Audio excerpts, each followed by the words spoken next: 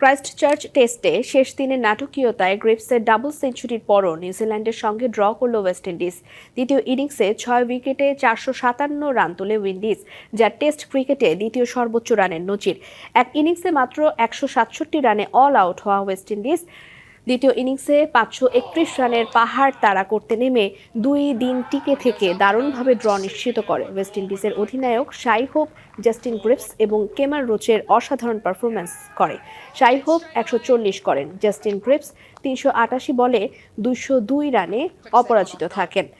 টেল endure Kemar রোচও ২৩৩ বল খেলে ৫৩ রানে অপরাজিত থাকেন। হোপ এবং গ্রিপসের দৃঢ়তায় তারা পরিস্থিতি সামলে নেয়।